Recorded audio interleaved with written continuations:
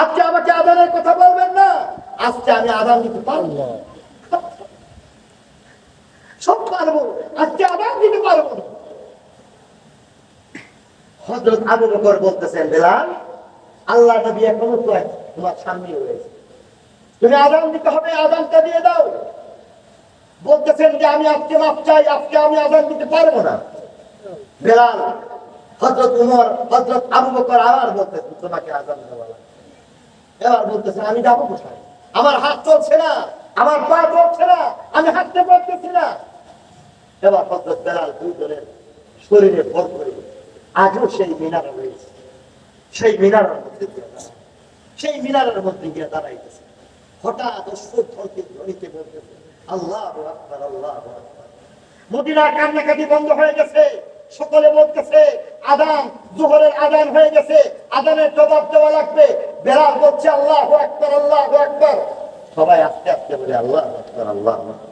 বেলাল বলতেছে আল্লাহু আকবার, আল্লাহু আকবার। আবার বলতেছে আল্লাহু আকবার, আল্লাহু আকবার। আশহাদু আল্লা ইলাহা ইল্লাল্লাহ। উম্মত বলতেছে আশহাদু আল্লা ইলাহা ইল্লাল্লাহ। বেলাল বলতেছে আশহাদু আল্লা ইলাহা ইল্লাল্লাহ। উম্মত বলতেছে আশহাদু আল্লা ইলাহা ইল্লাল্লাহ। কিন্তু আশ্চর্য, আজকের আযান কি অর্ধেক হয়ে গেল? এরপরে তো উম্মত আর কিছু শুনছে না। আজকে বেলালের কণ্ঠ রুদ্ধ হয়ে গেছে। আজকে বেলাল আযান দিচ্ছে, আজকে থেমে গেছে বেলাল। হযরত বেলাল থামছে কেন? লোকেরা কৌতূহলে কাছে আসে, আসার পরে সবাই তাকাচ্ছেন কোথায়, সেই মিনারের দিকে তাকাচ্ছেন। মিনারের মধ্যে বেলাল আজকে দ্বিতীয়বারে বলবে আশহাদু আন্না মুহাম্মাদার রাসূলুল্লাহ, কিন্তু তাকে দেখে মিনারটা খালি দেখা যায়। বেলালকে পাওয়া গেছে মিনার থেকে ঘরে ঘরে নিচে ধরেছে। আল্লাহ,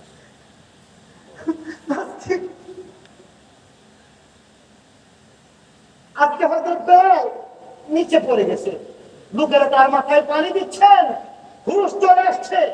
জিজ্ঞাসা করা হয়েছে কি হয়েছে, বেলাল কথা বলতে পারে না। এক পর্যায়ে বলতেছে জানো, কতদিন আমি আযান দিছি, প্রতিদিন আযান দেওয়ার সময় আমি যখন আশহাদু আল্লা ইলাহা ইল্লাল্লাহ শেষ করতাম, সাথে তাকায় দেখতাম আল্লাহ নবী আমার দিকে তাকায় থাকতে, আমি তার নুরানি দেখে দেখে পড়তাম আশহাদু আন্না মুহাম্মাদার রাসূলুল্লাহ।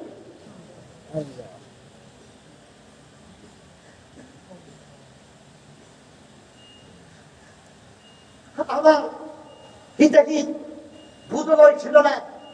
আমি এক পর্যায়ে তার দিকে তাকাচ্ছিলাম, হুজরা শরীফের দিকে তাকাইয়া আল্লাহ নবীর সেই নুরানি চেহারাকে বারবার তালাশ করতেছিলাম।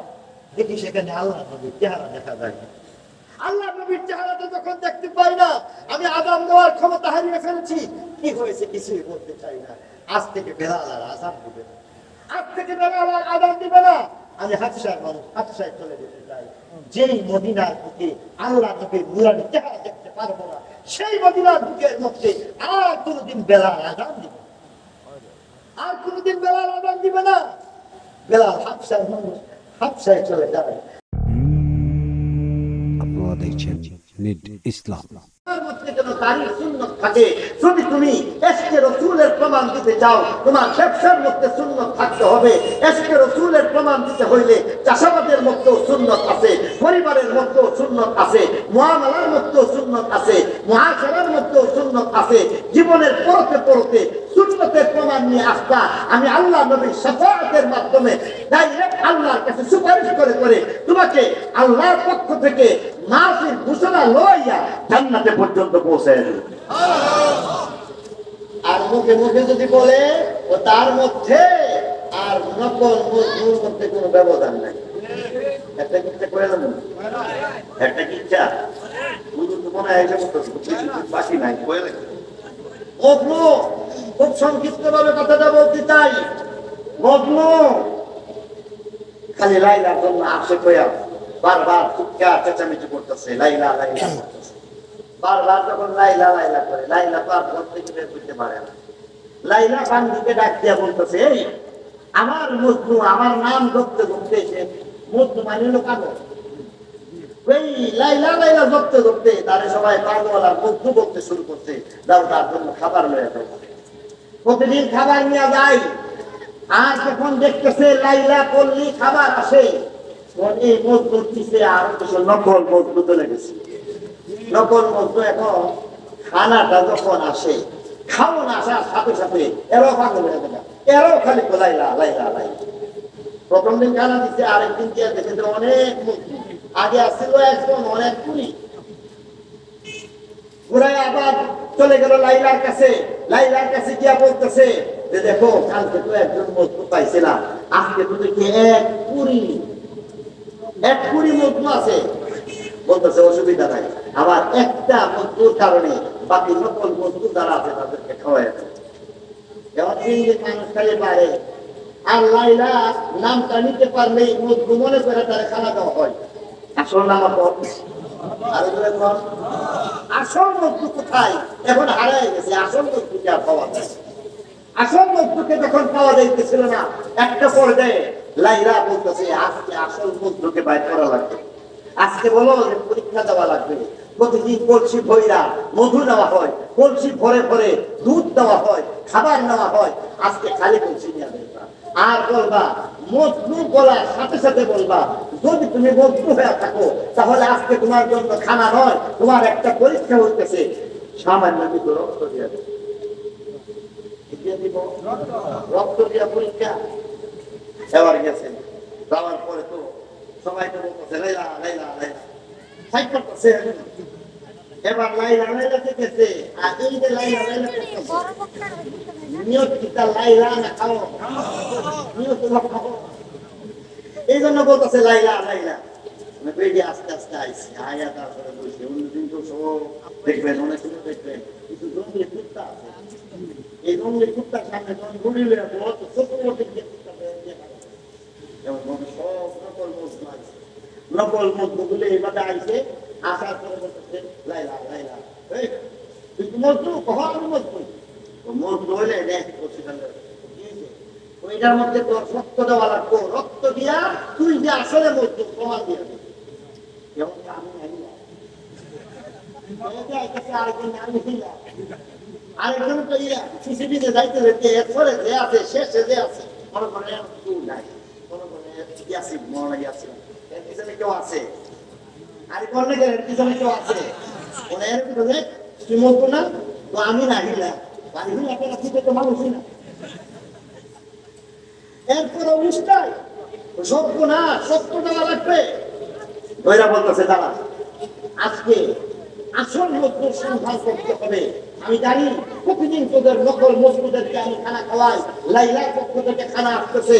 আজকে প্রমাণ দিতে হবে যে আসল মজবুত, তুই যে নকল মজবুত করছি, তবে আসল কথা বল, আসল মজবুত পরিচয় থেকে।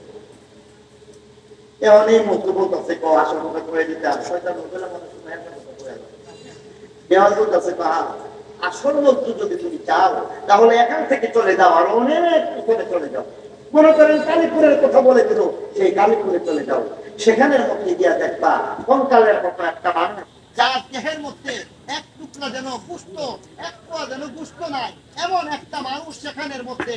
আর সারাদিন কাঁদতেছে, আর সারাদিন শুধু জপতেছে লাইলা লাইলা জপতেছে।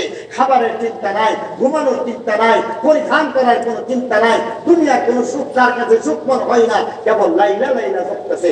সে হইতেছে সত্যিকারের মজলুম। এবার তার কাছে গেছে, বেরিয়ে আবার খুব সতর্ক, তোর কথায় আমি সহজে আমি মাইনে নিব না, বরং প্রমাণ দিয়া বিশ্বাস দিতে হবে, প্রমাণের মাধ্যমে বলে দিতে হবে যে সত্যিকারের মজলুম। এই কারণে গেছে গিয়ে বলতে আপনি কি মজলুম? তুমি আমি লাইলার একজন পান্ডু। লাইলার পান্ডু বলার সাথে সাথে আমার লাইলার পান্ডু তুমি। লাইলার বাড়ির থেকে পিছনে পিছনে একটা কুকুর চলে আসছে, সেই কুকুরের পায়ের মধ্যে চুমা খাইতে শুরু করছে, আর বলতেছে আমার লাইলার বাড়ির একটা কুকুর তার পায়ের মধ্যে চুমা খাইতে শুরু করছে। এবার বলতেছে যে দাঁড়াও, এত আসে বহু আসে কেটে আইছি, বহু পরীক্ষা করে আসছি, এই পর্যন্ত কেউ কিন্তু আমার পরীক্ষায় দিচ্ছে না। তবে শোনো, তুমি সত্যিকারের মধ্যে হয়ে থাকো, এটাও করছি। কাম দিয়া বলতেছেন এই খালি একটা করছি কেন? তোমার লাইলা বলতেছে যে এখানের মধ্যে তোমার শরীর থেকে কিছু রক্ত দেওয়া লাগবে। সাথে সাথে লোকটা বলতেছে আমি বলো কি আমার লাইলা রক্ত চাইছে, আমার লাইলা রক্ত চাইছে। খঞ্জর নিয়ে আসো, খঞ্জর নিয়ে আসো। একটা ছুরি খঞ্জর নিয়ে আসতেছে, আনার পরে হঠাৎ করে তার হাতের মধ্যে কাটতে শুরু করতেছে। আমার নাম হাতে বুঝাইতেছে, রক্ত না খায় না খায় রক্ত শুকিয়ে গেছে। রক্ত কোথেকে আসবে? সামান্য রক্ত বারবার শরীরের মধ্যে কাটাছাড়া করতেছে, রক্ত বের হইতেছে না। একটা পর্যায়ে এই খঞ্জরটাকে নিয়ে কলিজার মধ্যে, বুকের মধ্যে আঘাত করতে শুরু করতেছে। কলিজাটা বুঝলে দিয়ে দেই, আজকে রক্ত দেওয়া সম্ভব না, বরং কলিজাটাই খুঁটিয়ে দিতে হবে। আমি তো আমার লাইলার জন্য জীবনটা উৎসর্গ করতে পারি, আমার কলিজাটা নিয়ে দাও, আমার শরীরটা নিয়ে দাও, আমার জীবনের বিনিময়ে লাইলাকে ভালোবাসি, অতএব সবকিছু নিয়ে দাও। যখন মারতে শুরু করছে হাত থেকে আটকে, না না, পরীক্ষায় তুমি পাস করে ফেলেছো, কারণ তুমি সত্যিকারের মজনু। সত্যিকারের মজনু তারা কথায় না কাজে বিশ্বাসী। আরো দূরে বলতে হবে, সত্যিকারের মজনু কথাই নয় কাজে বিশ্বাসী। ঠিক কিনা বলেন? এই দেশের মধ্যে সত্যিকারের আশিকে রাসূলের প্রমাণ যারা দিয়েছে তারা একমাত্র হক্কানি উলামায়ে কেরাম, দেওবন্দের আদর্শের যারা রয়েছেন তারাই একমাত্র বারবার ইমানি পরীক্ষা দিয়েছেন। ইমানের পরীক্ষায় দিয়ে আল্লাহ নবী সত্যিকারের আশিক হিসাবে প্রমাণ বারবার দিয়েছে। ঠিক কিনা ধরে বলেন? আপনারা জানেন এই দেশের মধ্যে নবীর দুশমন, এই দেশের মধ্যে আল্লাহর দুশমন, নবীর দুশমন, খতমে নবুয়তের দুশমন মির্জা গোলাম কাদিয়ানী, তাদেরকে অমুসলিম ঘোষণা করার প্রয়োজন পড়েছিল, আন্দোলন হয়েছিল ঢাকার মধ্যে, রাজপথের মধ্যে, সেখানের মধ্যে পিচ ঢালা কালো রাস্তাকে আপনাদেরকে বলে দিতে হবে। আজকে খতমে নবুয়তের আন্দোলনের মধ্যে তাদেরকে পাওয়া যায় নাই, বলতে হচ্ছে হেফাজতে ইসলামের আন্দোলনে তাদেরকে পাওয়া যায় নাই। ব্লগারদের বিরুদ্ধে, আল্লাহ নবীর দুশমনদের বিরুদ্ধে রক্ত দেওয়ার ক্ষেত্রে তাদেরকে পাওয়া যায় নাই। ইসলাম মুসলমানের শত্রুদের বিরুদ্ধে বারবার রক্ত দিয়া একমাত্র উলামায়ে দেওবন্দ প্রমাণ দিয়েছেন আমরা সত্যিকারের আশিক রাসূল, আমরা মিষ্টি খাওয়ার আশিক রাসূল না। আর বাকি একদল আশিক রাসূল আছে মিষ্টি খাওয়ার আশিক রাসূল, একদল আশিক রাসূল আছে যারা 12 রবিউল আউয়ালের আশিক রাসূল, একদল আশিক রাসূল আছে যারা খিচুড়ি খাওয়ার আশিক রাসূল। কথায় নাকি কাজে বিশ্বাস করবে? যদি কাজে বিশ্বাস করতে হয় তাহলে সত্যিকারের আশিক রাসূল তার সুন্নতের মাধ্যমে একে রাসূলের প্রমাণ দিতে হবে। ঠিক কিনা জোরে বলে? সব কথা বাদ দেন না, ডাইরেক্ট চলে যাই 1000 বছর আগে। ঠিক, আজকে থেকে 1000 বছর আগে 12 রবিউল আউয়াল ছিল না? কিছু না। আর কথা বলবো, রবিউল আউয়াল মাসের তারিখ না ছিল, 12 রবিউল আউয়াল ছিল কি ছিল না? এখন যেমন আজকে যেমন রবিউল আউয়াল মাস, 1000 বছর আগে রবিউল আউয়াল মাস আসেনি? এখন যেমন রবিউল আউয়াল মাসের মধ্যে প্রতি বছরই 12 রবিউল আউয়াল আসে। তদানীন্তন 1000 বছর আগে 12 রবিউল আউয়াল আসতো নাকি? আসতো। এবার একটা জিনিস খুব ভালো করে বোঝার চেষ্টা করেন। এক নম্বর কথা হইতেছে 12 রবিউল আউয়ালে জন্মদিন পালন করে। আমি আপনাদের সামনে পরিষ্কার ভাবে বলতে চাই, আপনারা একটা ফতোয়া দিবেন, সারা জীবন হুজুররা মুফতি সাহেবরা ফতোয়া দিছে, আজকে আপনারা একটা ফতোয়া দিবেন, একজন মুসলমান হিসেবে ফতোয়া দিবেন, চিৎকার করে সেই ফতোয়া দিবেন। এটা আপনাদের কাছে আমি চাই, এই জবাবটুকু আপনারা দিতে প্রস্তুত আছেন কিনা বলেন? আপনারা জানলে ফতোয়া দিবেন, না জানলে চুপ থাকবেন, কোনো অসুবিধা নাই, কিন্তু জানলে যদি চুপ থাকেন আল্লাহর কাছে জবাব দেওয়া লাগবে।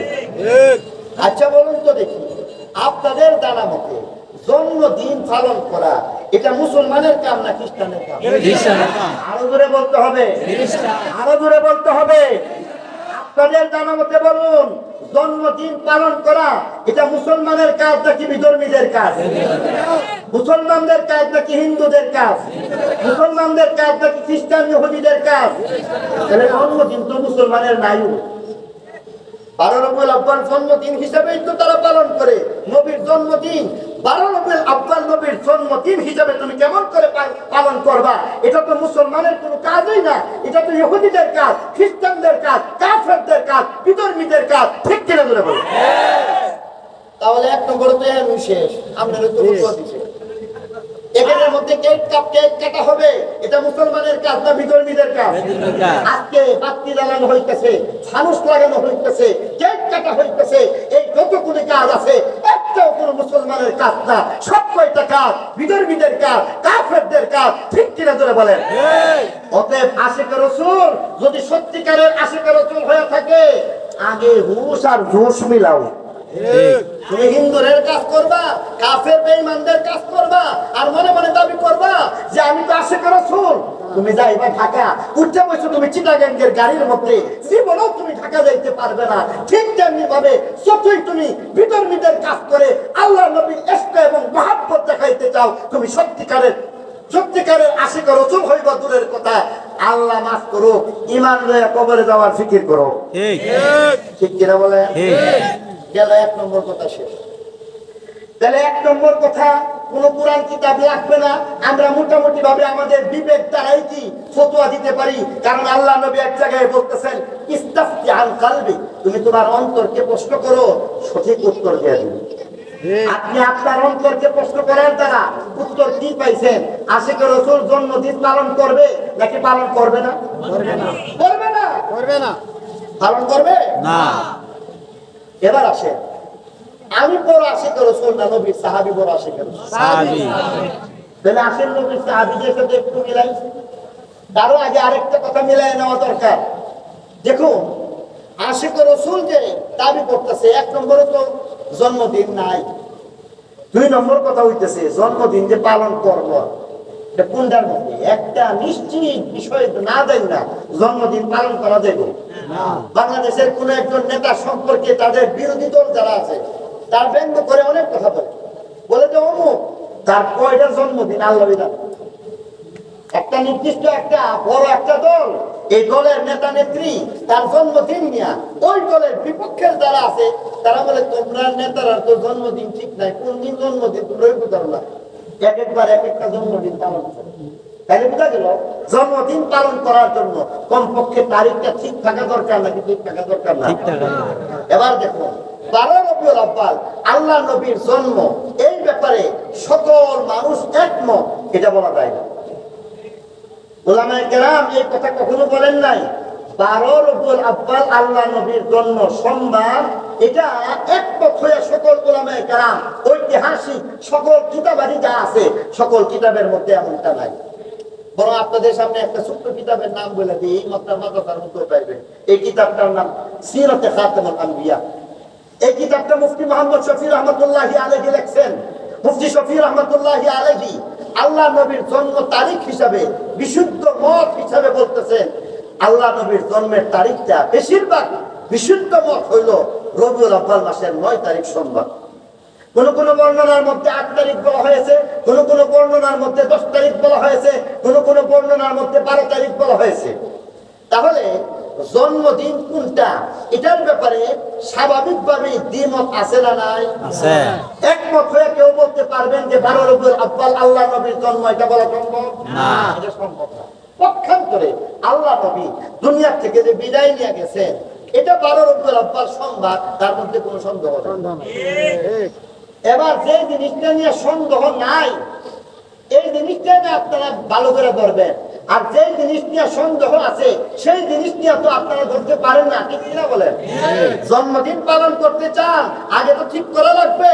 আপনি বলতেছেন 12 রবিউল আউয়াল জন্মদিন, বিশুদ্ধ মতের মধ্যে তো দেখা যায় 9 রবিউল আউয়াল জন্মদিন হইতেছে, তাহলে সেই মতের কি ব্যবস্থা হবে? আপনি বলতেছেন 12 রবিউল আউয়াল 9 তারিখ, 10 তারিখেও তো জন্মদিনের কথা বলা হইতেছে, 11 তারিখের কথাও তো জন্মদিনের কথা বলা হয়েছে। অতএব বোঝা গেছে আল্লাহ নবীর দুনিয়ার জন্ম, আল্লাহ নবীর দুনিয়ার আগমনের যে তারিখ, এটা সুনির্দিষ্ট ভাবে সুনিশ্চিত ভাবে 12 রবিউল আউয়াল বলাটা সম্ভব না সন্দেহ? সন্দেহ। পক্ষান্তরে আল্লাহ নবীর মৃত্যু, দুনিয়া থেকে চলে যাওয়া, আল্লাহ নবীর সানিহায়ে ইরতিহাল, আল্লাহ নবী দুনিয়া থেকে যে বিদায় নিয়ে যাওয়াটা, এটা যে 12 রবিউল আউয়াল, এটা মোটামুটি সবাই একমত। 12 রবিউল আউয়ালের মধ্যে যদি কোনো অনুষ্ঠান করতে চান, তাহলে আপনারা তো জন্মদিন পালন করেন না মৃত্যু দিবস পালন করেন? ভালো করে চিন্তা করেন। যদি জন্মদিন পালন, মৃত্যু দিবস পালন করার পরও আল্লাহ নবী দুনিয়া থেকে চলে গেছেন এই কথা জানার পরও আপনাদের যদি আনন্দ লাগে, তাহলে বুঝতে হবে আপনারা আশিকে রাসূল না, বরং নবীর দুশমনের পক্ষে। আল্লাহ নবী যেদিন বিদায় নিয়ে গেছেন, এটা সঠিকভাবে জানার পরও আনন্দ মিছিল করা সম্ভব, সত্যিকারের আশিক রাসূল যারা তাদের জন্য আনন্দ মিছিল করা আদৌ সম্ভব না, ঠিক কিনা ধরে কথাটা কি আপনাদেরকে বুঝাইতাম পারছি কি? জন্মদিন সন্দেহ, 12 রবিউল আউয়াল জন্ম, এটা সন্দেহ। 12 রবিউল আউয়াল দুনিয়া থেকে চলে যাওয়ার মধ্যে সন্দেহ নাই। অতএব 12 রবিউল আউয়ালে কোনো অনুষ্ঠান করার আগে দিয়া, বিশেষত আনন্দ অনুষ্ঠান করার আগে দিয়া ভালো করে বুঝতে হবে আমি কোন আনন্দ করতেছি। যদি বলি নবীর আশিক হইয়া আনন্দ মিছিল করতেছি, তাহলে এই দিন নবীর জন্ম, এটা কেউ সঠিকভাবে বলতে পারে না। যদি বলে তারপরেও জন্ম, তারপরেও আমরা আনন্দ মিছিল করতেছি, তাহলে বলতে হয় নবীর দুশ্মনের পক্ষে আনন্দ মিছিল করা সম্ভব। শেষ একখান কথা আপনাদের সামনে বলতে চাই, শেষ আর একটা কথা বলতে চাই আজকে আপনাদের সামনে। শেষ কথাটা বলবো, হুজুর কাছাকাছি নাকি চলে আসছেন। যেই কথাটা বলতে চাই সেই কথাটা হইতেছে এমন, আসুন আমি আর আপনি কারোর সাথে ঝগড়া করার দরকার নেই। কারণ বর্তমানে আমার আপনার ইমানের মানদণ্ড কোন একজন সাধারণ মানুষের ইমান দ্বারা হবে না সাহাবীর দ্বারা হবে? এর মানদণ্ড এটাও আল্লাহ নবী সাহাবীর দ্বারা হয়ে যাবে। নাকি আপনি আর আমি বড় আশিকে রাসূল? আরো জোরে বলেন, আরো জোরে বলেন। আশিকে রাসূল আপনি না সাহাবারা সবচেয়ে বড় আশিকে রাসূল? এবার আসুন একটু বোঝার চেষ্টা করি। 12 রবিউল আউয়াল আল্লাহ নবী দুনিয়া থেকে যেদিন বিদায় নিয়ে যান, ওই দিন সাহাবায়ে কেরামের কি অবস্থা হয়েছিল সেটা বোঝার চেষ্টা করি। 12 রবিউল আউয়াল আল্লাহ নবী যেদিন দুনিয়া থেকে বিদায় নিয়ে যান, আল্লাহ নবী অনেক অসুস্থতা বোধ করেছিলেন। তার আগে থেকে বেশ কিছুদিন থেকে অসুস্থতা বোধ করেছিলেন। বিশেষ করে বুধবার দিন আল্লাহ নবী অনেকটা বেশি অসুস্থ হয়ে যান। আল্লাহ নবী যখন বুধবার দিন এমন ভাবে অসুস্থ হয়ে যান, বুধবারের পরে বৃহস্পতিবার, শুক্রবার, শনিবার, রবিবার এবং সোমবার দিন 12 রবিউল আউয়াল ইশরাকের সময় আল্লাহ নবী দুনিয়া থেকে বিদায় নিয়ে যান।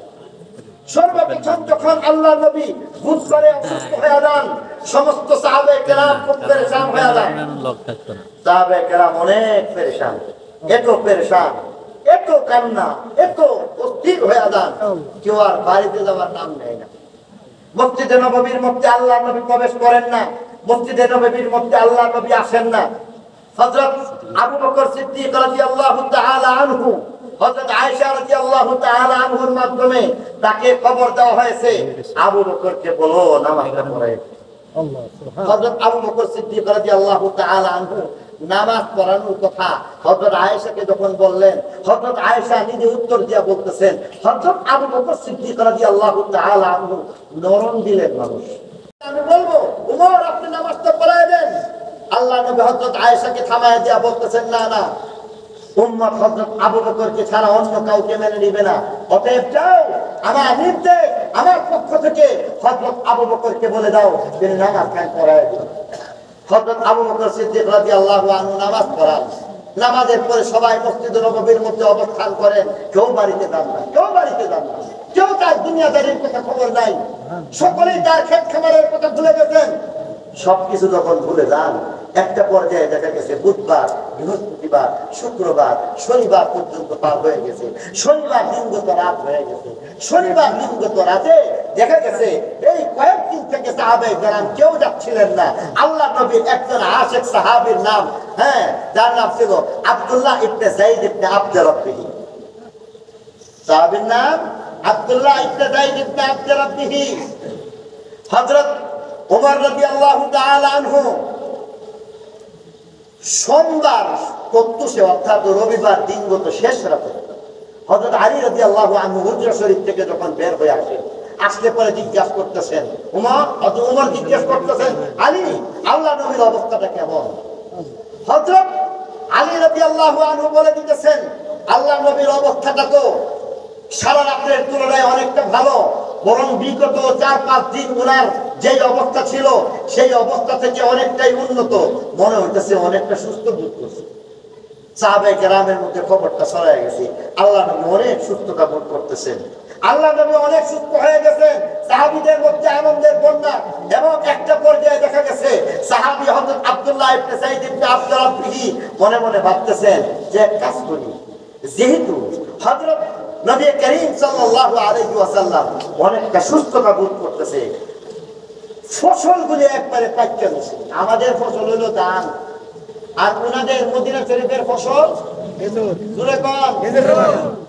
খেজুর গুলি পাইকা গেছে। এক একটা গাছের মধ্যে অন্তত 100 কেজি, কমপক্ষে 100 কেজি খেজুর হয়ে যায়। এই ধরনের খেজুরের বাগানগুলির মধ্যে খবর নেওয়ার কোনো মানুষ নাই, আমি একাই। অতএব 5 দিন বাগানে যাইতে পারি না। বাড়িতে আসলেন, বিবিকে সুসংবাদ দিলেন, আল্লাহ নবী 5 দিনের মধ্যে অনেকটা সুস্থতা বোধ করতেছে।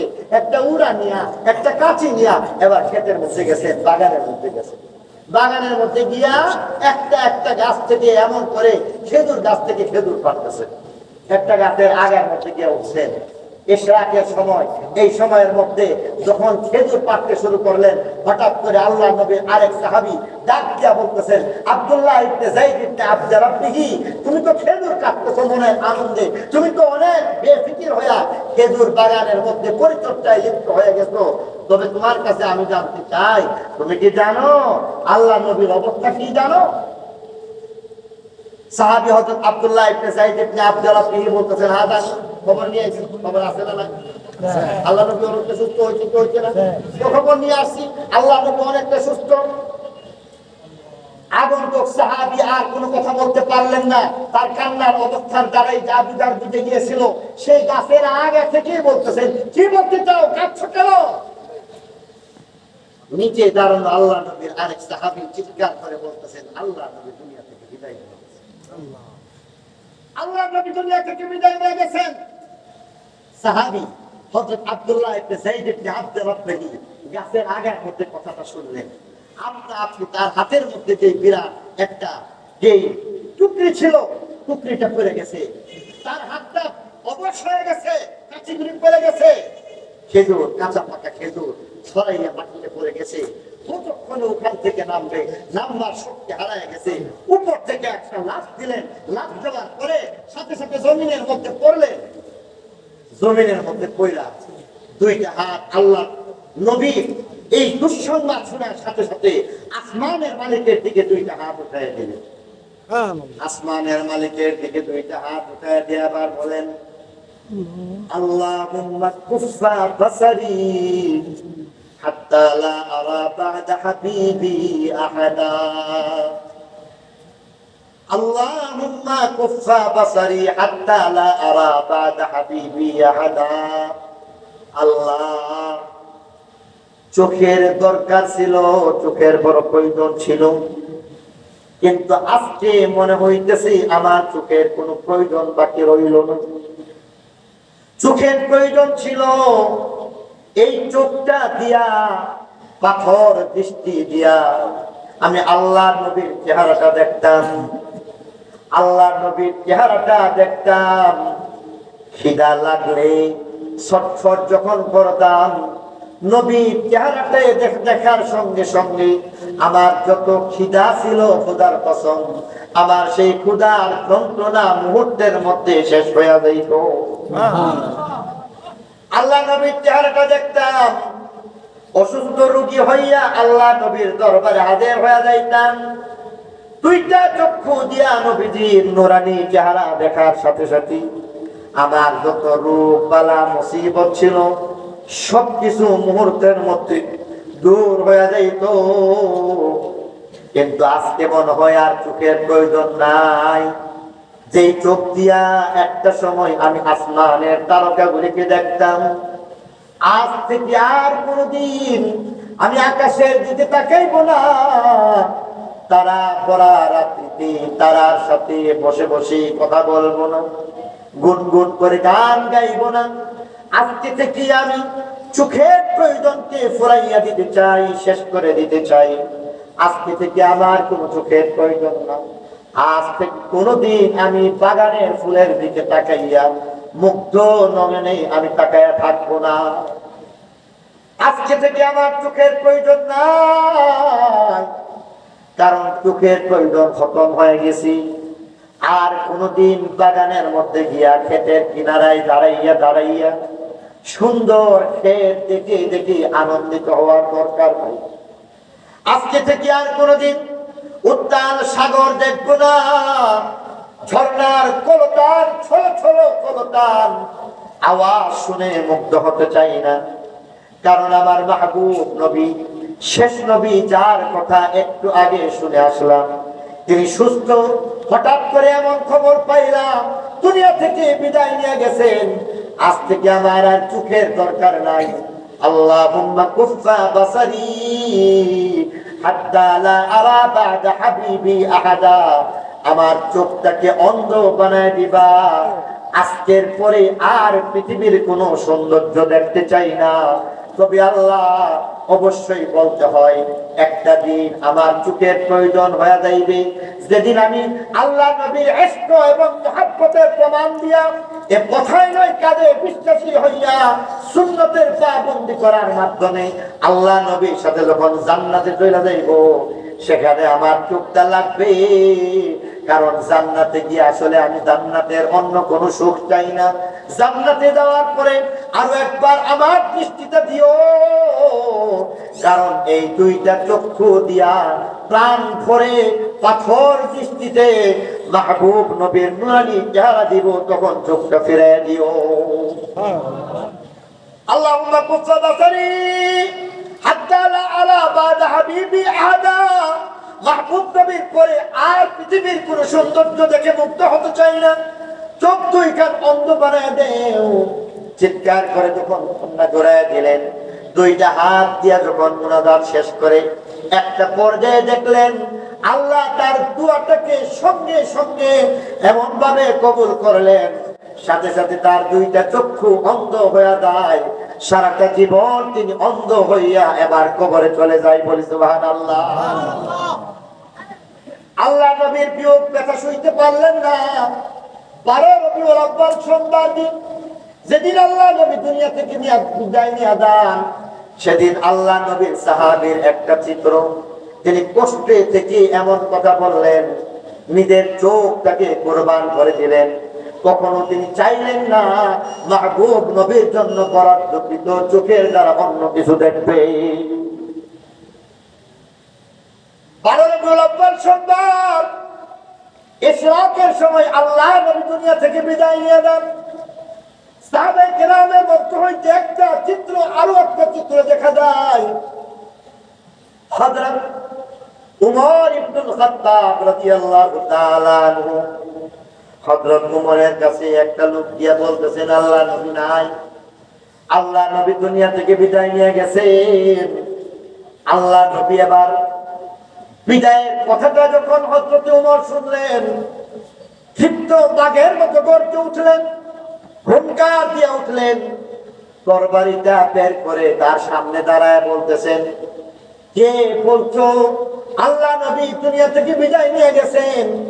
আল্লাহ নবীর বিদায়ের ঘটনাটা আমি বিশ্বাস করতে চাই না, বরং কিতাবের মধ্যে লেখছি। পরবর্তীতে হযরত ওমর পরিষ্কার ভাবে বলেও দিয়েছেন, আমি ভাবছি আল্লাহ নবী ঘুমায় আছেন, হয়তো বা একটু পরে আবার জাগ্রত হয়ে আসবেন। মৃত্যুবরণ করেছেন, ইন্তেকাল করেছেন, এটা এই কারণে আমার বিশ্বাস হয় নাই। অতএব কারণে তার কাছে যখন খবর চলে গেল আল্লাহ নবী দুনিয়া থেকে বিদায় নিয়ে গেছেন, কথাটা তিনি বরদাস্ত করতে পারলেন না, পাগল হয়ে গেলেন। ক্ষিপ্ত বাঘের মতো বলতেছেন, এমন কথা আমার কাছে বলবা না, যদি বলো নবী নাই আমি বলবো, তাহলে এই জমিনের মধ্যে তোমার থাকার কোনো অধিকার নাই। হযরত উমর বলেন, আমার তরবারি দিয়া তোমাকে দ্বিখণ্ডিত করে ফেলবো। সকলে আবার হযরত আবু বকরের দ্বারস্থ হয়ে যান। হযরত আবু বকর উম্মতের কান্ডারি। হযরত আবু বকর ঘরের বড় সন্তানের মতো ভূমিকা পালন করতে হবে। হযরত আবু বকর এবার ভাঙ্গা পড়লে চলবে না। হযরত আবু বকর একটা আশ্রয়ের জায়গা, তার কাছে এবার গিয়া বলতেছেন, শুনেন, উমর কথাটা বিশ্বাস করতে চাই না। তিনি বরং বলে দিয়েছেন, তরবারি হাতে নিয়েও দাঁড়ায় আছেন, পাগলের মতো বলতেছেন, কেউ যদি বলো নবীজি দুনিয়া থেকে চলে গেছেন, তাহলে তাকে নাকি খতম করে দেওয়া হইবে। হযরত ওমরকে সান্ত্বনা দেওয়ার কোনো ভাষা কারো নাই। শোনাইবার মতো মানুষ কাউকে যেন খুঁজে পাওয়া যাইতেছিল না। হযরত আবু বকর সামনে দাঁড়াইলেন, দাঁড়ায় এবার বলতেছেন, ওমর থেমে যাও। অতএব জেনে রাখো, যারা আল্লাহর ইবাদত করো তাদের খোদা কিন্তু বেঁচে আছে। কোরআনের আয়াত তিনি পড়লেন, ওয়া মুহাম্মাদুন ইল্লা রাসূল قد خلت من قبله الرسل। হযরত ওমর আগে ডাক দিয়া বলতেছেন, পাগলামি করো না হে ওমর, ঠান্ডা হয়ে যাও। আল্লাহ নবী একটু আগে দুনিয়া থেকে বিদায় নিয়ে গেছেন। এতক্ষণ ক্ষিপ্ত বাঘের মতো রাগান্বিত হইয়া যেমন হযরত ওমর হুঙ্কার ছুটছিলেন, আজকে এখন তার কথাটা শোনার সাথে সাথে আগুনের মধ্যে পানি পড়ে গেলে যে অবস্থা হয়ে যায়, হযরত ওমর তপ করে তিনি নিভে গেলেন। তার হাত থেকে তরবারিটা মাটিতে পড়ে গেছে, খবর নাই। হযরত আবু বকর কি সেই জাদু তার কথার মধ্যে ছিল। হযরত ওমর এবার আর নিজের টাল সামলাইতে পারেন না, চুপ করে বসে গেলেন। আর একটা বাচ্চা শিশুর মতো কান্না শুরু করলেন। হযরতে ওমর তাকে সান্ত্বনা দেওয়ার জন্য কেউ আসেন না, কারণ কে তাকে সান্ত্বনা দিবে? আজকে হযরত ওমর তিনি যেমন ব্যথাতুর হৃদয় নিয়ে কষ্ট অনুভব করতেছেন, প্রত্যেকটা সাহাবী তার মনের যন্ত্রণায় দিলের আগুনে জ্বলে পুড়ে ছারখার হয়ে যাচ্ছেন। অতএব কেউ কাউকে সান্ত্বনা দেওয়ার মতো নাই।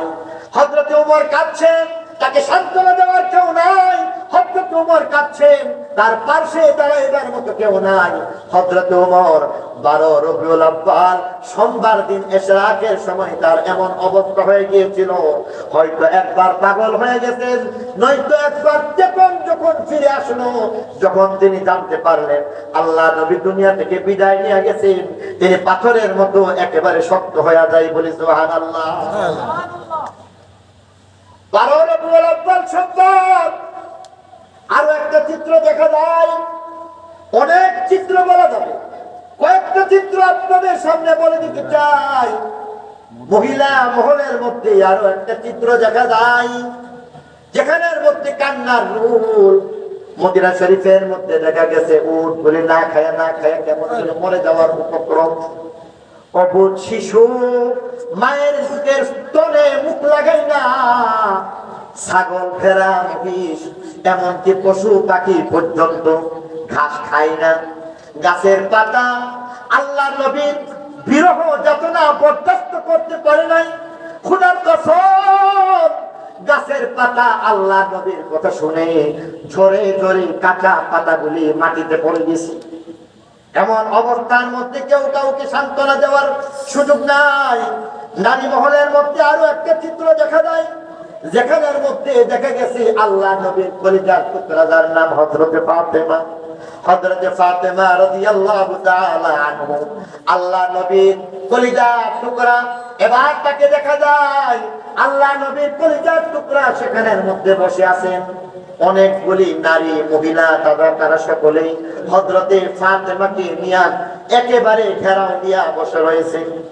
হযরতে ফাতেমা কিছু বলছেন না, সবাই চিৎকার চেঁচামেচি করে কান্না করেন। হযরতে ফাতেমা কাঁদছেন না, হযরতে ফাতেমা কিছু বলছেন না।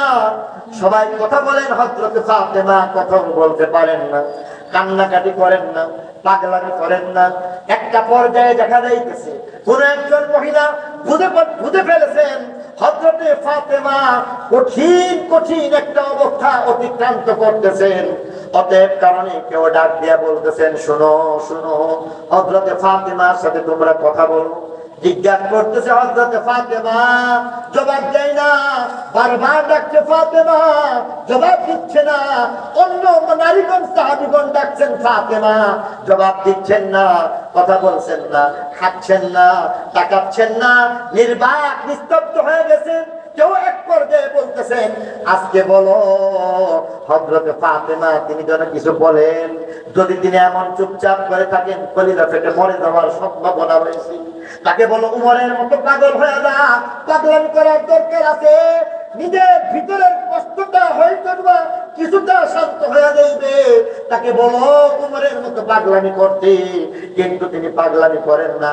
তিনি বলেন হাসো, তিনি হাসছেন না। বলছেন কাঁদো, কাঁদছেন না। বলতেছেন কথা বলো, কিছু কথা বলতে পারেন না। বারবার সবাই চেষ্টা করতেছেন, কিছু বলো, কিছু হাসো, কিছু কাঁদো, কিছু কান্না করো, কিছু পাগলামি করো। কিন্তু হযরতে ফাতেমা নিশ্চুপ হয়ে গেছেন, নির্বাক হয়ে গেছেন। একটা পর্যায়ে হঠাৎ করে বলতেছেন, বলতে যদি হয় কিছুটা বলবো। হঠাৎ দুইটা লাইনের একটা কবিতা বলতে শুরু করলেন। দুইটা লাইনের একটা কবিতা বললেন, একটা পংক্তি, একটা শের আর কবিতা বলতে শুরু করলেন অস্ফুট ধ্বনিতে সকলের সামনে। একটা পর্যায়ে তিনি বলে উঠলেন, সুব্বাত আলাইয়া মাসাইব লাউ আন্নাহা সুব্বাত আলাল আইয়াম সিরনা লায়ালিয়া সুব্বাত আলাইয়া মাসাইব লাউ আন্নাহা সুব্বাত আলাল আইয়ামি সিরনা লায়ালিয়া। কথা বলার ক্ষমতা আমার নাই, কান্না করার ক্ষমতা আমার নাই, হাসবার মতো ক্ষমতা আমার নাই, পাগলামি করার মতো ক্ষমতা আমার নাই, ছোটাছুটি করার মতো ক্ষমতা আমার নাই। কথা বলতে পারি না, একটু কথা শোনো। কারণটা কি জেনে নাও। সুব্বাত আলাইয়া মাসাইব লাউ আন্নাহা সুব্বাত আলাল আইয়াম সিরনা লায়ালিয়া। আমি আজকে এত বিপদগ্রস্ত হয়ে গেছি। মানুষ বলে আসমানটা মাথার উপর ভেঙে পড়ছে। আমি বলি না না, আসমান ভেঙে পড়াটা সহজ, জমিন ধ্বংস হয়ে যাওয়াটা সহজ। কিন্তু আমার উপর যে বিপদ আসছে, সেই বিপদ ইতিপূর্বে অন্য কারো উপরে আসে নাই, পরবর্তীতে কারো উপরে এত বড় বিপদ হইতে পারে না। কারণ আমার মনে হইতেছে এই বিপদ যদি আজকে দিবসের মধ্যে পতিত হয়ে যাইত, সহ্য করতে পারতো না, বরদাস্ত করতে পারতো না। তা বিষাদময় হইয়া একটা পর্যায়ে সেই প্রস্ফুটিত দিবসের আলোটা, সূর্যটা অন্ধকার আমাবস্যার রাত্রিতে পরিণত হয়ে যাইত। বলি সুবহানাল্লাহ। হযরত ফাতেমা বলতেছেন, তো আমার তো বিপদ, আমার তো আজকে 12 রবিউল আউয়াল সোমবার, একটা বিপদের দিন। কারণ আমার কলিজার টুকরা, আমার দুরু জাহানের বাদশা, আকায়ে নামদার, তাজদার মদিনা, আহমদে মুস্তাফা, মুহাম্মদে মুস্তাফা, জিগার গুশে আমেনা, হযরত আহমদে মুস্তাফা মুহাম্মদুর রাসূলুল্লাহ সাল্লাল্লাহু আলাইহি ওয়াসাল্লাম তিনি চলে গেছেন। এরপরে আর থাকে কি? কিছুই তো নাই। ঠিক আল্লাহ। আমার আজকে বিপদের দিন, এই বিপদের দিনে আমাকে কিছু বলতে বলো না, এই বিপদের দিনে কান্না করতে বলো না। আমি কান্না করার শক্তি হারাই।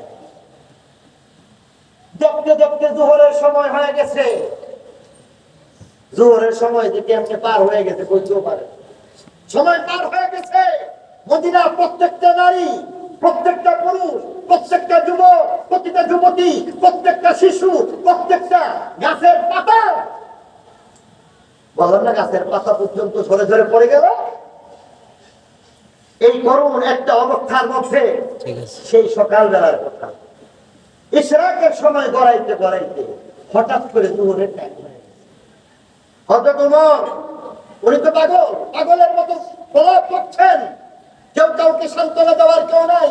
হযরত ফাতেমার অবস্থাটা কেমন বললেন শুনলেন? আব্দুল্লাহ ইবনে যায়েদ ইবনে আব্দুর রাব্বিহি তিনি কেমন পাগল হয়ে গেলেন, কেমন আশিক রাসূল। বলেন যে এই চোখের আর দরকার নেই, শুকরে দাও। এখানের মধ্যেই একদিক থেকে তুফান শুরু হয়ে গেলে, আবার নৌকার বৈঠাও যদি না থাকে, অন্ধকার রোদে যদি থাকে, সেই অবস্থার মধ্যে মেঘনার মধ্যে গেলে কি অবস্থাটা হয়, এটা ভুক্তভোগী তারা কেউ জানে। একদিন আমি করছিলাম, একটু ঘন কুয়াশা, এই ঘন কুয়াশার মধ্যে দীর্ঘক্ষণ পর্যন্ত এক জায়গায় একবার গেছে গেছি আবার গেছি বলে শ্রীনগরের দিকে গেছি, আবার গেছি একেবারে রংপুরে। এইভাবে ঘুরতে ঘুরতে কি অবস্থা। আর সেই জায়গায় যদি বৈঠাই না থাকে,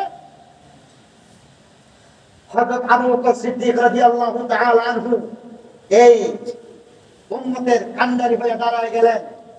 বলতেছেন পাগলা করে চলবেন, আল্লাহ নবী আসছেন যে আদর্শ দিয়ে, সেই আদর্শ আমাদের মধ্যে থাকতে হবে। হযরত উমর তিনি পাগলামি করতে পারেন, হযরত আবু বকর আজকের এই দিনে পাগলামি করতে পারেন না। সঙ্গে সঙ্গে ডাকলেন, বেলাল সামনে আসুন, যোহরের সময় হয়ে গেছে, আযান দিয়ে বেলাল আযান দিতে হবে, যোহরের সময় হয়ে গেছে। জানো আল্লাহ নবীর শেষ কথাটা কি ছিল? আল্লাহ নবীর শেষ কথাটা ছিল আসসালাত আসসালাত আসসালাত ওয়া মিম্মা মালাকাত আইমানুকুম। উম্মত নামাজ ছাড়িস না, নামাজ ছাড়িস না, নামাজ ছাড়িস না। অধিকার কিন্তু কাজটাকে খেয়াল করবি। আল্লাহ নবী তিনবার বলে গেছে, ফাতেমার কথা বলেন নাই, হাসান হুসাইনের কথা বলেন নাই, আয়েশার কথা বলেন নাই, সাহাবীর কথা বলেন নাই, কার কথা বলেন নাই। একমাত্র বলতেছে উম্মত চলে যাচ্ছি, নামাজ ছাড়বি না, চলে যাচ্ছি, নামাজ ছাড়বি না, চলে যাচ্ছি, নামাজ ছাড়িস না। নামাজ নামাজ নামাজ, সাবধান উম্মত, নামাজ পড়ো না। বেলাল আযান দিয়ে দাও, জোহরের টাইম হয়ে গেছে, আযান দিতে হবে। হযরত বেলাল হাত জোড় করতেছেন, আল্লাহ রাসূল দুনিয়া থেকে চলে গেছেন, আজকে আমি আযান দিতে পারবো। আজকে আমাকে আযানের কথা বলবেন না, আজকে আমি আযান দিতে পারবো, সব পারবো, আজকে আযান দিতে পারবো। হযরত আবু বকর বলতেছেন, বেলাল আল্লাহ নবী এখনো তো তোমার সামনে রয়েছে, তুমি আযান দিতে হবে, আযানটা দিয়ে দাও। বলতেছেন যে আমি আজকে মাফ চাই, আজকে আমি আযান দিতে পারবো না। বেলাল, হযরত উমর, হযরত আবু বকর আবার বলতেছেন তোমাকে আযান দেওয়া লাগবে। এবার বলতেছেন আমি যাবো কোথায়, আমার হাত চলছে না, আমার পা চলছে না, আমি হাঁটতে পারতেছি না। এবার হযরত বেলাল দুইজনের শরীরে ভর করে আজও সেই মিনারে রয়েছে, সেই মিনারের মধ্যে দিয়ে দাঁড়ায়, সেই মিনারের মধ্যে গিয়ে দাঁড়াইতেছে। হঠাৎ ধ্বনিতে বলতেছে আল্লাহু আকবার, আল্লাহু আকবার। মদিনার কান্নাকাটি বন্ধ হয়ে গেছে, সকলে বলতেছে আযান, যোহরের আযান হয়ে গেছে, আযানের জবাব দেওয়া লাগবে। বেলাল বলছে আল্লাহু আকবার, আল্লাহু আকবার। সবাই আস্তে আস্তে বলে আল্লাহু আকবার, আল্লাহু আকবার। বেলাল বলতেছে আল্লাহু আকবার, আল্লাহু আকবার, আবার বলতেছে আল্লাহু আকবার, আল্লাহু আকবার। আশহাদু আল্লা ইলাহা ইল্লাল্লাহ, উম্মত বলতেছে আশহাদু আল্লা ইলাহা ইল্লাল্লাহ। বেলাল বলতেছে আশহাদু আল্লা ইলাহা ইল্লাল্লাহ, উম্মত বলতেছে আশহাদু আল্লা ইলাহা ইল্লাল্লাহ। কিন্তু আশ্চর্য, আজকের আযান কি অর্ধেক হয়ে গেল, এরপরে তো উম্মত আর কিছু শুনছে না। আজকে বেলালের কণ্ঠ রুদ্ধ হয়ে গেছে। আজকে বেলাল আযান দিচ্ছে, আজকে থেমে গেছে বেলাল। হযরত বেলাল থামছে কেন? লোকেরা কৌতূহল বলে কাছে আসে, আসার পরে সবাই তাকাচ্ছেন কোথায়, সেই মিনারের দিকে তাকাচ্ছেন। মিনারের মধ্যে বেলাল আজকে দ্বিতীয়বারে বলবে আশহাদু আন্না মুহাম্মাদার রাসূলুল্লাহ, কিন্তু তাকে দেখে মিনারটা খালি দেখা যায়। বেলালকে পাওয়া গেছে মিনার থেকে ঘরের নিচে ধরেছে।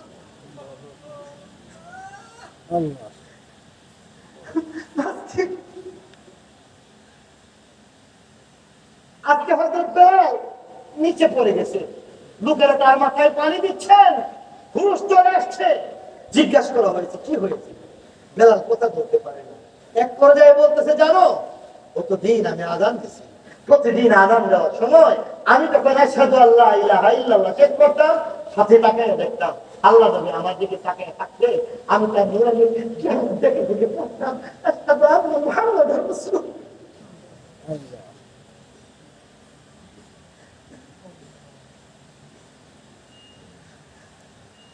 আমার হিতে কি বুঝলই ছিল না। আমি এক পর্যায়ে তার দিকে তাকাচ্ছিলাম, হুজরা শরীফের দিকে তাকাইয়া আল্লাহ নবীর সেই নুরানি চেহারাকে বারবার তালাশ করতেছিলাম। দেখি সেখানে আল্লাহ নবীর চেহারা দেখা যায় না। আল্লাহ নবীর চেহারাটা যখন দেখতে পাই না, আমি আযান দেওয়ার ক্ষমতা হারিয়ে ফেলছি। কি হয়েছে কিছুই বলতে চাই না। আজ থেকে বেলাল আর আযান দিবে না, আজ থেকে বেলাল আর আযান দিবে না। আমি হাফসার মানুষ, হাফসায় চলে যেতে চাই। যেই মদিনার বুকে আল্লাহ নবীর নুরানি চেহারা দেখতে পারবো না, সেই মদিনার বুকের মধ্যে আর কোনদিন বেলাল আযান দিবে, আর কোনদিন বেলাল আযান দিবে না। বেলাল হাফসার মানুষ, হাফসায় চলে যায়। আমি এক সময় হাফসায় ছিলাম, নবীর মুহাব্বতে এসেছিলাম, নবীর গোলামের মধ্যে এসেছিলাম। গোলামের মধ্যে এক প্রকারের শান্তি ছিল, বাদশাহীর মধ্যে সেই শান্তি ছিল না। এই কারণে তো এক কবি বলেছে गुलामी है बादशाही से बेहतर, इधर आओ किस्मत जगा करके देखो, इधर आओ किस्मत जगा करके देखो। गुलामीर मধ্যে এমন মজা, বাদশাহীর মধ্যে সেই মজা পাইবে না। হযরতে বেলাল এবার চলে যান। বেলাল মদিনা শরীফের মধ্যে আযান দিতে পারেন না।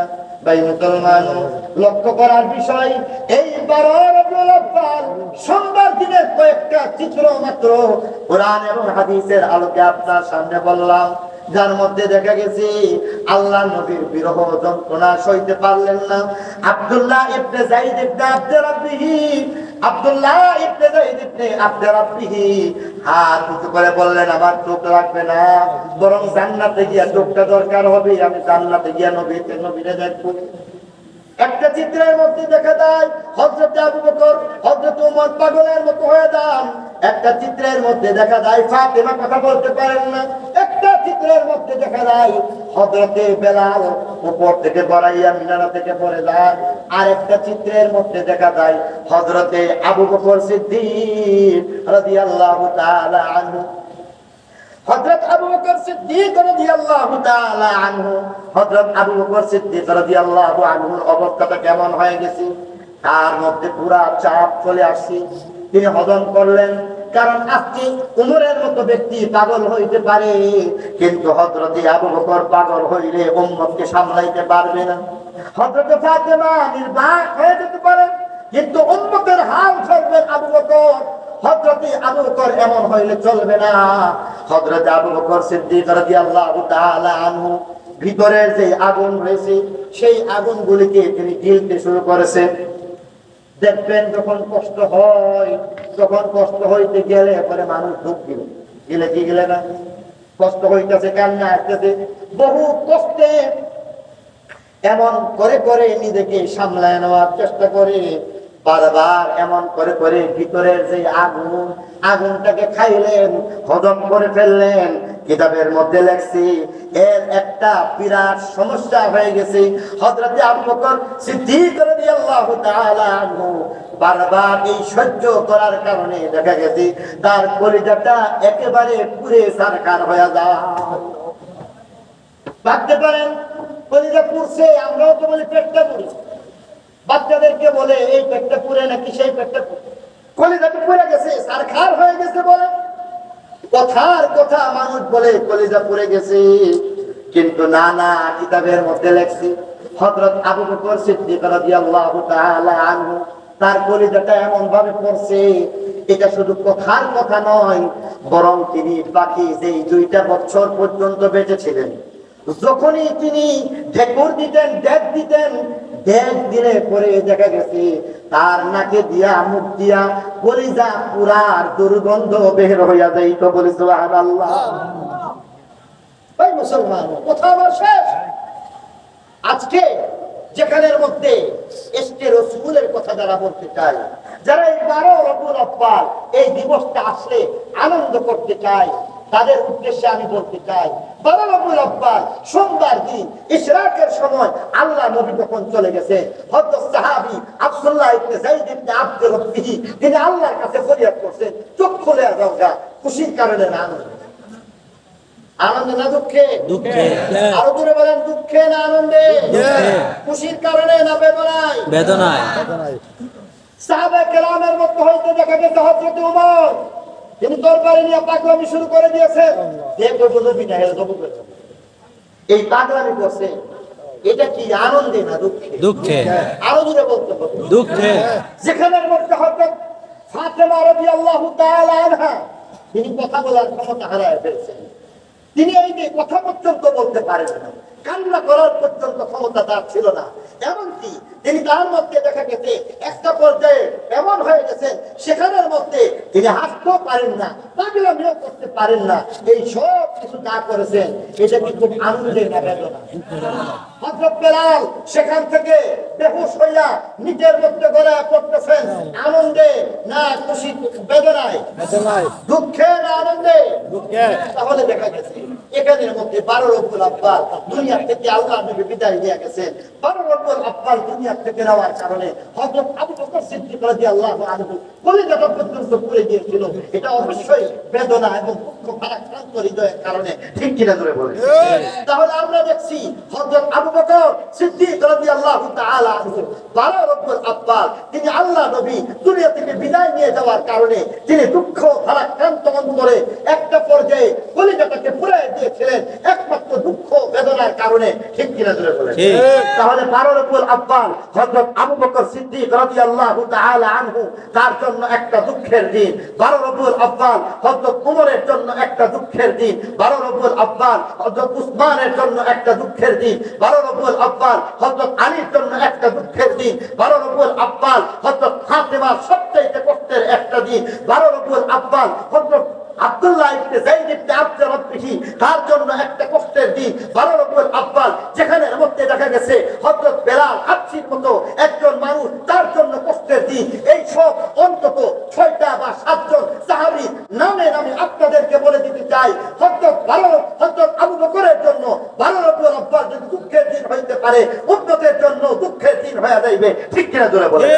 হযরত উমরের জন্য 12 রবিউল আউয়াল যদি কষ্টের দিন হয়ে থাকে, খুলাফায়ে রাশিদার জন্য যদি 12 রবিউল আউয়াল দুঃখের দিন হয়ে থাকে, সমস্ত সাহাবে কেরামের জন্য 12 রবিউল আউয়াল দুনিয়া থেকে বিদায় নেওয়ার কারণে দুঃখের দিন যদি হয়ে থাকে, তাহলে বোঝা গেছে সত্যিকারের যারা আশিক রাসূল দিবস পালন করলে তাহলে দুঃখের দিন পালন করার দরকার ছিল। কিন্তু ইসলামের মধ্যে না জন্মদিন পালন করার কোনো সুযোগ রয়েছে, না শুভ দিবস পালন করার সুযোগ রয়েছে। অতএব এই 12 রবিউল আউয়ালের মধ্যে কোনো দিবস পালন করতে চাই না, বরং আমার 5 ওয়াক্ত নামাজের অঙ্গীকার করতে হবে, আমার রোজা হজ যাকাতের অঙ্গীকার করতে হবে, সুন্নাত যেন ছুটে না যায় তার অঙ্গীকার করতে হবে। তার বাইরে কেউ যদি মিষ্টি বিতরণ করে, বুঝতে হবে তুমি আসলে নবীর দুশমনদের কাতারে নাম লেখাইছো, নবী দিন দুনিয়া থেকে বিদায় নিয়ে গেছে, তোমার আনন্দ লাগে কেন? অবশ্যই তুমি ইবলিসের দূষণ। ঠিক। তাহলে আজকে থেকে বোঝা গেল আপনাদের সামনে আমি যে কথাগুলি বললাম সরাসরি হাদিসের আলোকে, রেফারেন্স আমি বললাম না, আমি ডাইরেক্ট হাদিসের আলোকে, ইতিহাসের আলোকে আপনাদেরকে বলে দিলাম। এরপরও আর কোন যদি এমন কোন মানুষ থাকেন নিজেকে আশিক রাসূল দাবি করতে যদি চান, তাহলে বুঝাসিন্না মিছিল করেন। ঠিক, বুঝাসিন্না মিছিল করেন। আফসোস লাগে কেন জানেন? গত বছর নাকি আগের বছরে শুনলাম আমাদের চোরের একটা আশিক রাসূলের মিছিল নিয়ে, জশ্নে জুলুসের নামে মিছিল নিয়ে দেখা গেছে এখানের মধ্যে এই পান্তশালা গাছ পর্যন্ত গেছে। আফসোস, আফসোস। আপনাদেরকে বলি, আপনারা এই জশ্নে জুলুসের মিছিল কোন তো দেখি 20 বছর আগে দেখছেন না? আরো জোরে কোন দেখছি না? 20 বছর আগে যদি একটা জশ্নে জুলুসের মিছিল যদি আমরা না দেখে থাকি, তাহলে নতুন করে এখন জশ্নে জুলুস করা লাগবে। ওটা ঠিক কিনা বলেন? ঠিক। 20 বছর আগে তো এমনটা ছিল না। সব কথা বাদ দেন, আল্লাহ নবীর জন্ম এবং মৃত্যু দিবস একই দিনে যদি আমরা মেনে নেই, সাহাবে কেরাম জানতেন নাকি জানতেন না? জানতেন। সাহাবে কেরাম যদি জানেন, তাহলে আমি বড় আশিক রাসূল না আবু বকর আশিক রাসূল? আরো জোরে বলতে হবে, আরো জোরে বলতে হবে। আমার চাইতে আশিক রাসূল অবশ্যই হযরত আবু বকর সিদ্দিক রাদিয়াল্লাহু আনহু, সাহাবীরা সবচাইতে বড় আশিক রাসূল। যদি এমন হয়ে থাকে তাহলে অবশ্যই বলতে হবে ওনারা কি ধরনের কাজ করছেন। আপনাদের দ্বারা মতে বলুন তো দেখি, হযরত আবু বকর সিদ্দিক রাদিয়াল্লাহু আনহু কোনদিন জশ্নে জুলুস করছেন? না। হযরত ওমর, হযরত আলী, হযরত উসমান, খুলাফায়ে রাশিদা, আশারে মুবাশশারা, সমস্ত সাহাবায়ে কেরাম তারা কেউ জশ্নে জুলুসের মিছিল করেন না। তাবেঈন জশ্নে জুলুসের মিছিল করেন নাই, তাবেঈন জশ্নে জুলুসের মিছিল করেন নাই। পারলে দেখায় দাও, কিয়ামতের সূর্য ওঠা পর্যন্ত চেষ্টা করে দেখো, কোনদিন দেখাইতে পারবে না তাবেঈন তাবে তাবেঈন, আইম্মায়ে মুজতাহিদিন, সলফে সালেহিন, বড় পীর আব্দুল কাদের জিলানী রাহমাতুল্লাহি আলাইহি, হযরত খাজা মঈনুদ্দিন চিশতি আকবরী রাহমাতুল্লাহি আলাইহি, খাজা বাহাউদ্দিন নকশবন্দি রাহমাতুল্লাহি আলাইহি, খাজা কুতুবউদ্দিন বখতিয়ার কাকি রাহমাতুল্লাহি আলাইহি, হাজী আমদাদুল্লাহ মুহাজির মক্কি রাহমাতুল্লাহি আলাইহি, ফকিহুল হযরত রশিদ আহমদ গঙ্গোহী, হযরত শাইখুল ইসলাম হযরত হুসাইন আহমদ মাদানী, হযরত ফিদায়ে মিল্লাত, ওনাদের কেউ কোনোদিন কোশ্চিন কালো এই ধরনের জশ্নে জুলুসের মিছিল করেন নাই নাকি জলমনের পিশাব করছেন? সবচিনার পিশাব করছেন? তাহলে শাহজালাল মুজাররাদে ইয়ামানি তিনি কোনোদিন করছেন কিনা বলো? যদি বলা হয় সরসিনার পিশাব কোনোদিন করেন নাই, এমনকি আমাদের মধ্যে দেখা গেছে যারা নাকি আশিকে রাসূল দাবি করতেছে তাদের পীর সাহেব আছেন সিলেটের আব্দুল করিম ছিলেন, তিনি জশ্নে জুলুসের মিছিল করেন নাই। আকবর আলী রেজভী সাহেব নাম তো শুনছেন না? শুনছেন না? শুনছেন না? উনি করছেন। উনি করলে কোন কবে থেকে শুরু করছে এটা দেখুন। জশ্নে জুলুসে ঈদে মিলাদুন নবীর আবিষ্কার হয়েছে পাকিস্তান থেকে। কোত্থেকে? পাকিস্তান থেকে। জশ্নে জুলুসে ঈদে মিলাদুন নবীর মিছিলটা সর্বপ্রথম আবিষ্কার করছে পাকিস্তানের তাহের শাহ নাকি দারাপ্পা তৈয়ব শাহ। আমি নামটা একটু বেশ কম হতে পারে, আমি একটু হাতে আলোকে আপনাদেরকে বলতেছি। 1974 সনে সর্বপ্রথম এই পাক ভারত উপমহাদেশের মধ্যে, বিশেষ করে ভারত বাংলাদেশ পাকিস্তানের মধ্যে হইতে দেখা গেছে বাংলাদেশের মধ্যে 1974 সনে চট্টগ্রামের মধ্যে সর্বপ্রথম জশ্নে জুলুসে ঈদে মিলাদুন নবী হয়েছে। আপনারা আমার কথা শুনেন, এটা ঐতিহাসিক কথা। এই কারণে আগে বলছি আমার কথা শুনবেন কিনা আমি যাই যে কিছু পুরানো দিকের কথা, ইতিহাসের কথা বলতে চাই, জানার কথা। এইগুলি চাই না আপনারা তাদের সাথে ফাইট দিতে পারবেন। বর্তমানে প্রত্যেকটা ছেলেদের হাতে ফেসবুক ইন্টারনেট আছে। আমি এই ফেসবুক ইন্টারনেটের বিরোধী। আমি এই কথা অবশ্যই বলি, বারবার আপনাদের এই মজলিসের মধ্যেও বলছি, ফেসবুক মুসলমানদের সন্তানদের হইতে পারে না, ইন্টারনেট মুসলমানদের সন্তানদেরকে জন্য নয়, বরং যার দরকার তাকে তার জন্য দেওয়া হবে, সবার জন্য ফেসবুক নয়। কিন্তু এখন ফেসবুক সবার আছে, ইন্টারনেট সবার হাতে হাতে আছে, তালাশ করলে এখানে অনেকগুলি পাওয়া যায়, ঠিক কিনা বলেন? এই যুবক, তোমার হাতের মধ্যে ইন্টারনেট আছে, তুমি তোমার সেই ইন্টারনেটের মধ্যে গুগল সার্চ করো। বুঝলি না? বুঝি না, আমার থেকে বেশি বুঝো, আমি এটা বুঝি না। এই ইন্টারনেটের মধ্যে লেখো জশ্নে জুলুসের ইতিহাস, লিখো। এই জশ্নে জুলুসের ইতিহাসের মধ্যে গুগল তোমাকে বলে দিবে 1974 সনে অথবা 73 সনে সর্বপ্রথম চট্টগ্রামের মধ্যে বাংলাদেশের মধ্যে জশ্নে জুলুস হয়েছে। বাংলাদেশের মধ্যে ইতিপূর্বে জশ্নে জুলুস হয় নাই, ঠিক কিনা জোরে বলো?